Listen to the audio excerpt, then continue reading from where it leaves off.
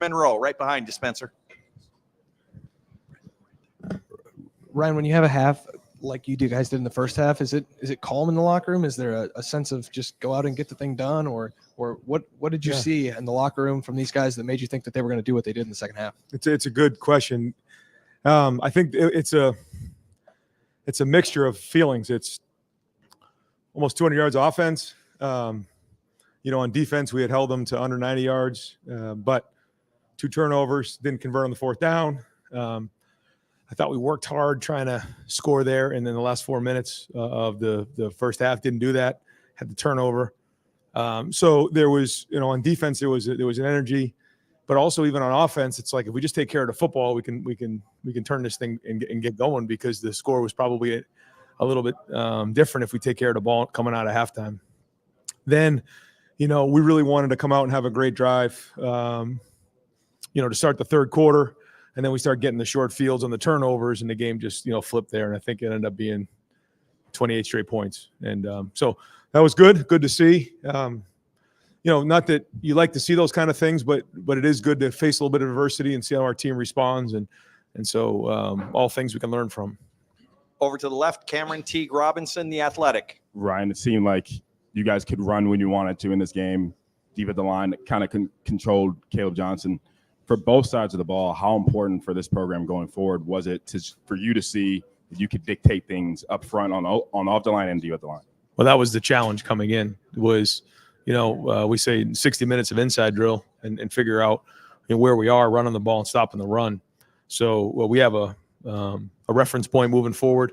I think this can give us a lot of confidence moving forward. There was a big challenge to our entire team about physicality and toughness. I thought we answered that. We'll watch the film and get it figured out, but. There's a team right there that feels like, they got challenged and they answered that. But as you can imagine, it didn't take too long for us to, set our focus on Oregon. And so, our focus is when we leave the locker room today that we're already starting on Oregon. But all that being said, we will watch the film tomorrow. We'll learn from it. We'll call out the champions, identify those, and make sure that we recognize the hard work that was done to go win this game, because we have a lot of respect for Iowa, Coach Ferentz, and the way they do things. It's a veteran team that's played a lot of football, and it's not easy to rush for 200 yards against that defense. But also, some of the throws in the red zone I thought were pretty well done today, because those are the types of throws you have to make against a really good defense. Over to the right, Dylan Davis, Delaware Gazette. Ryan, we know how good Tyleik Williams is, but just how big of a difference does he make to what you're able to do inside, especially in a game like this where they're going to try to run right at you? Well, there's a confidence, because he's a very good player, but he also is a very good communicator. And so he's constantly talking to guys in there. And I think it's good to get everybody on the same page, but great to see, Ty Hamilton, get that, sack fumble, and then Jack. And, I thought our guys were flying around today. Good to get IGB a pick like that. I mean, those are all huge plays in the game, which helped flip.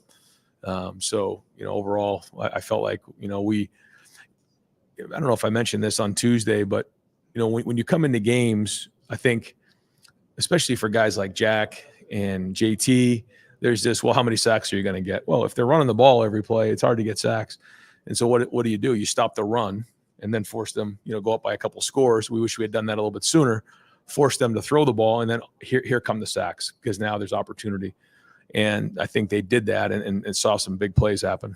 Okay, folks, I'm going to ask Emeka Abuka to go to that table to the right there. If we could clean off the table so he's got some room. Okay, and then we'll go over to the left, Rob Aller, Columbus Dispatch. Hey, Ryan, as a coach with an offensive background like yourself, do you appreciate more what your defense can do and is doing with the takeaways, with holding the number 1, number 2 back in the nation to what the yardage he had? Yeah, there's no question. Yeah. And it gives you confidence to go for it on a fourth down early in the game like that, because you feel like your defense is strong, and that's a big part of it. And yeah, to get the turnovers on a short field like that is just you're constantly playing downhill when that happens. So yeah, I mean those are huge in a game, and I guess the turnovers ended up 3-2 or maybe with the downs 3-3, but those are all really big plays in the game. So. Anytime we can do that, it's a game changer. Over to the right, Austin Ward, the podcast. Ryan, I know you don't pay too much attention to the stuff that's said outside the program, but it feels like maybe Emeka doesn't get the acclaim that he deserves, or at least that you guys feel for him in the locker room. I don't know if you can assess that or not, but what is his value to this offense? Yeah, I think Emeka is one of the best receivers in the country, and it hurt him last year to have the high ankle sprain. But when you think about where he was, the year before, and now what he's doing now, you see a complete player. He's the captain of our team. He's a warrior. He does all the dirty work like he did in the Michigan State game. But then to see him come back and have 3 touchdown catches and contested all 3 of those was huge. And so no, he's a leader. He's a warrior, and he's I think, again, one of the better receivers in the entire country, and he's only getting better the more he plays. Joey Kaufman, Columbus Dispatch. Ryan, just 2 quick things. One, what is Carnell's status? Then 2, as far as the turnover thing goes, like people talk about turnover luck and all that, but it seems like you guys are forcing some of those fumbles, and just wanted to kind of, has that been like a concerted effort sort of thing? I mean, always. I think any defense would tell you that they work on, poking the ball out. I think our guys have done a good job of that, and the quarterback is usually the most vulnerable guy. And so, the strip sacks are huge. And, we had 2 of those today. The interception was well done. But again, when you force a team one-handed, then, now you have more opportunity to get turnovers. And so that's big. In terms of Carnell was available. He could have played. Another one of these situations, we decided to hold him. If we needed to put him in the game, he absolutely could have played. But we just felt like it was the right thing to do to hold him, and hopefully we'll have 100% Carnell going into next week. Over here to the right, Pat Forty, Sports Illustrated. Ryan, you knew Jeremiah Smith was an elite talent coming in, but what about him made him ready to contribute and be a huge impact right away? I think probably overall maturity. What I mean by that, like his physical maturity, he's big and strong, as you see, and so that's important. I think the next thing is his emotional maturity. This is somebody who practices hard every day. He's avoided distractions up until this point. He stays disciplined, practices really hard. I know that fumble is going to absolutely kill, it's going to bother him, and I think that's what makes him great. But he also has a lot of confidence, and we have a lot of confidence, that we go right back to him and know what he's capable of. So he's got a great, coach in Brian Hartline. He's got a great mentor in Emeka Egbuka, but he also came in with a great work ethic and a great mindset. But also, physically, he's big and strong, which allows him to get on the field sooner. Bill Rabinowitz, Columbus Dispatch. This was the best defense Will Howard has faced. I'm sure he had the pick. He had some throws probably would like to have back. But then he obviously rebounded in second. How would you kind of assess his performance and what you think he got out of this game? I think he's going to get confidence coming out of this game. But I think when you have a couple things you'd like back, you learn from those. And there's also, he doesn't get rattled, and there's times where, I even try to rattle him in practice and he doesn't. I mean, he kind of looks, I got you, coach. All right. And that's a good sign for a quarterback. And I know he would like to have, that throwback and, a couple other things, but I thought, the throw to Jeremiah on the double move was excellent. And some of those throws down in the red area, the one in particular to Emeka in the corner of the end zone here on the close side was a tremendous throw and catch. And he did make some nice third down throws. And even the third down throw he made on 3rd and long to get it to 4th and manageable. We probably were going to pooch there, but he got enough. Jeremiah got it to, I think, was it 4th and 2 or 4th and 3. And then he converts on the 4th down. I mean, those are huge plays. And then the red zone throws. So that's winning football. And then when you add that into, him making a few plays with his feet, that's sort of the X factor right there. Tim May, Letterman Row. Thank you, Jerry. Ryan, just 2 quickies. Number one, are you more proud, this is like asking which kids you like most, but are you more proud of the way the offensive running game went today, or are you more proud of the defensive play against the rush? I mean, obviously we talked about earlier. I mean, that's 2 kids you got to love, I guess, at the same time. But. Yeah, well, I mean, that was the challenge. Run the football, stop the run. And it starts with the guys up front. I thought the offensive line played hard. I thought Justin prepared them. I thought the plan was good with everybody on the offensive staff. I thought Chip, put a good game plan together, called a good game. I thought the running backs ran hard again. I mean, physically hard. But, the defense really showed up. And it started off with a really good week of Tuesday and Wednesday. You know, we had our second offensive line go down and give a great look. And Tuesday was okay. Wednesday was much better. And then, you know, the guys really showed up on Saturday. So if we can keep grinding on these, you know, Tuesday and Wednesday practices, you know, we can keep building on this, because that's, to me, what the difference is. And, you know, we're going to need a big week of work this week against Oregon. You already mentioned Oregon. I mean, it's already on your mind and stuff. How big a game is this mid-season? I mean, can you put it in perspective? They're all big, but, you know, I think just the way the schedule's played out, the competition is ramped up each week. Yeah, just the way that it played out. And here we go. I mean, this is going to be a great opponent, and we're looking forward to going across the country and playing it. Folks, we're going to have 3 more questions for Coach David. In the meantime, I've got Donovan Jackson at the back table. Over to the left, Bill Bender, the Sporting News. Right here. Yeah, you already said it.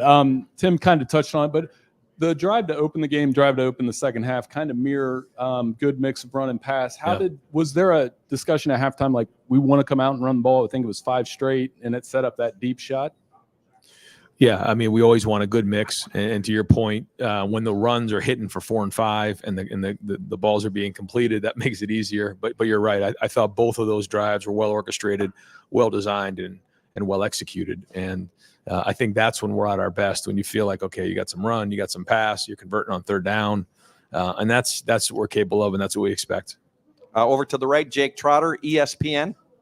Right. Back to Jeremiah, those 2 catches in the third quarter, how did they help change the game? Yeah, that was a big point in the game, and I think it was third and 6 or 7, and we caught them in a bracket coverage, and you know, executed that double move, and you only get a couple of those in practice where you can actually get it. But the key to me, I thought the throw and the catch was excellent, but the protection on a double move has to be really strong, because it takes time. And I thought you know, I'd like to see how much time that actually took on the watch. My guess is probably longer than 3 seconds. Anytime you get that kind of protection, that's huge. And so that was a challenge for the offensive line. We knew that on that play we could get a next play if we were able to hold on, and we did. And then, you know, Will and Jeremiah did the rest. And then to come right back with the one-on-one was a big time play. Yeah. And final question for Coach Steve Hellwagon, 24/7 Sports. Hey, Coach, I want to ask you about the linebackers, Sonny Styles, Cody Simon. It just feels like with each game, you're feeling Sonny Styles' presence a little bit more. He seems like he's getting comfortable and confident. In that series down on the goal line where they didn't let him off the goal line right before halftime, those guys really stood up. Yeah, they did. And you look at, you know, Higgins for them, number 34. I think he had 171 tackles last year. You know, how many inside zones has he seen in his life? You know, and you know, you think about where Eichenberg was, and you think about, you know, some of the great linebackers that are out there. You know, they've played a lot, they've seen a lot, they're able to diagnose plays, and the more Sonny plays, the more he's able to learn and diagnose those plays faster. And you know, Cody played strong in there. You know, Arvell was in the mix. Safeties were strong. Lathan came up, made some plays. Caleb played well again. So they were all involved with it. But no, good to see Sonny get more and more of those reps, because every rep he gets is an investment in his future, and he'll play faster and faster the more he plays. Great. Coach, thank you very much. Thanks, guys. All right, if we can start to wrap up with Emeka Egbuka, and then we're going to bring Will Howard up for a mini lightning round.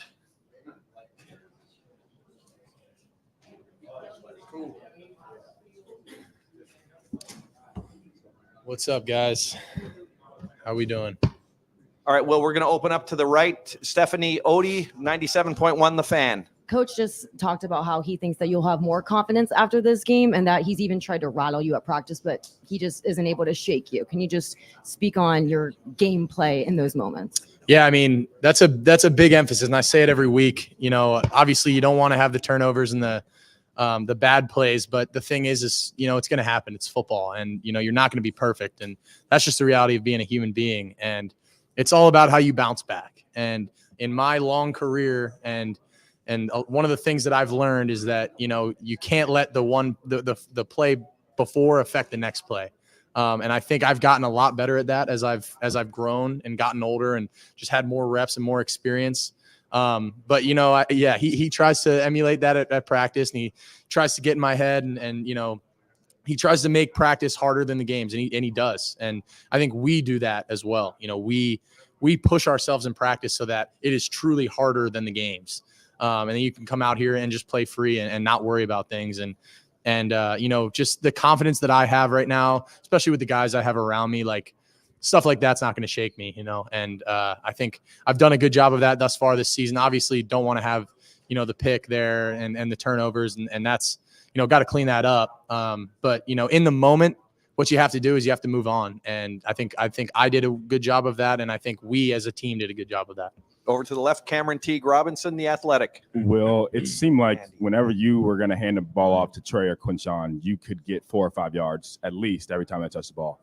What kind of confidence does an offensive line that dictates pace like that give you, whether in the run game or in the pass game? A ton, man. That was a huge emphasis coming into this game. We knew we needed to be physical, play downhill football, and go at them. And I think our O-line took that challenge and ran with it, man. And those dudes are bad SOBs, man. And they're coming downhill and just rocking people off the ball. And I think they're playing really, really good football right now. They're just continuing to get better every single week. I think they played really well last week. I think they played I haven't watched the film yet, but I think they played really, really well this week. Love you. Who was that? Mac. Love you, Mac.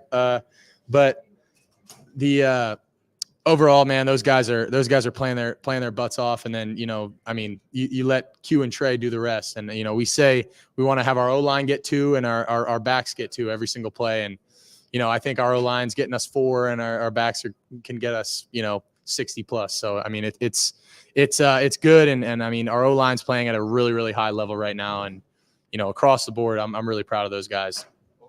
Noah Weiskopf, the Lantern. After that first half, what was the message to the team in the locker room?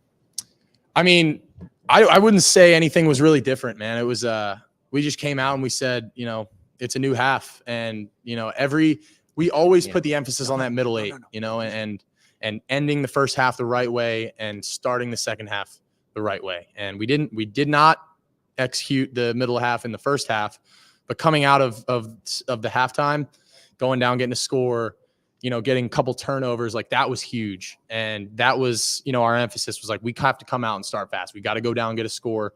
We deferred, so we get the ball first. And then we got to come out and get some stops. And the defense played an unbelievable game today. And when you got a defense that's going to shut them down like they did, it's hard not to win a lot of games. Andy Backstrom, Letterman Row. Talked about earlier this year. There's Open, and then there's Ohio State Open. How much did that factor in the red zone with Emeka, and just where are you at with kind of adopting that? Yeah, absolutely, man. It's one-on-one, is they're open. And I've said that. And, I have all the trust in the world in those guys, and I've seen them do it in practice. It makes my job easy when I can throw a ball to Emeka on that corner route, that last touchdown that we had. Wasn't a great throw, honestly. We'd practice that play on the hash mark, where I had a little more time to throw that. And, we have it in the right middle, so it's a little more off the hash. I got to be a little quicker with it, and I left it a little inside, and Mac made a great play. And, it's just like things like that, just giving guys chances. And JJ, like that one-handed catch is, it's stupid. Like it's you just let them go make plays, man. And it's fun to watch. It's easy, and, it makes my job pretty nice. Over to the right, James Watkins, Cleveland.com. Well, you've played in big games before, which means you've played in games before, big games before, trap games, some people say. What do you think you learn about a team in these kind of moments, and what did you learn today? Yeah, we said this coming into this game, we were going to learn about this team. We're going to learn a lot about this team and our toughness, and our ability to, block out the noise and go down and get to work. And, we knew we had a big one coming up this week, but we knew that this was a big one too. And I think our ability to just come out there and play some smash mouth football a little bit, I think we started well. The first quarter, we only had one drive, but it was 14 plays, and we went down and scored. And, the second quarter, just, 2 turnovers, a turnover on downs.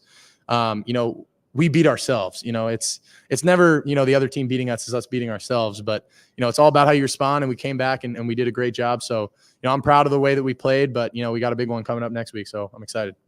If we can start to wrap up with Donovan Jackson in the back, please. We got 2 more questions for Will Howard up front. Bill Rabinowitz, Columbus Dispatch.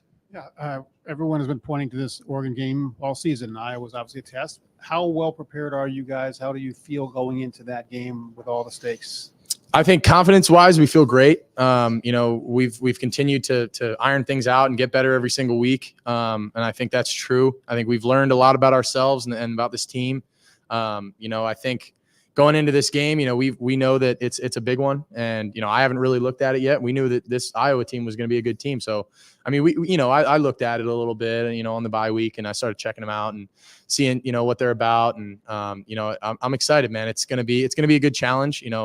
Played against Dylan a couple times. He's a great player. Their defense is good. I know Coach Lanning is a good coach, and he's gonna have them ready. So I'm excited to get home now and start watching some film and get ready for these guys. And final questions for Will. Tim May, Letterman Row. Yeah, just real quick, Will. The way the first half ended for you and stuff, was there an inner monologue going, "Hey, I'm better than this"? I mean, you know what I mean? Or Absolutely. did you just get straightened out, I guess, at halftime? And then number two, since I won't get another question, you and Dylan Gabriel, two guys from the Big 12 now going against each other in a Big 10 showdown. Just what does that mean to you?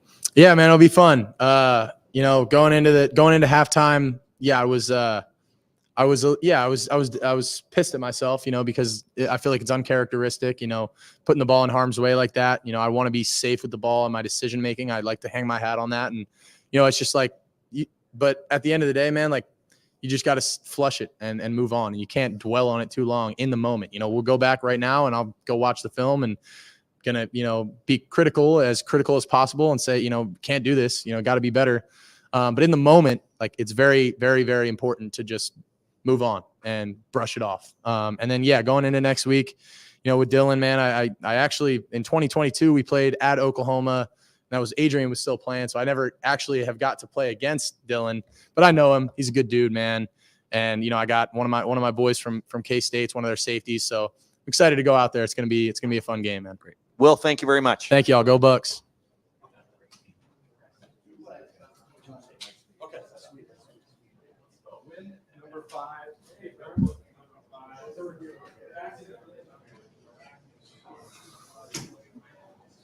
It's okay, Tim. It's okay.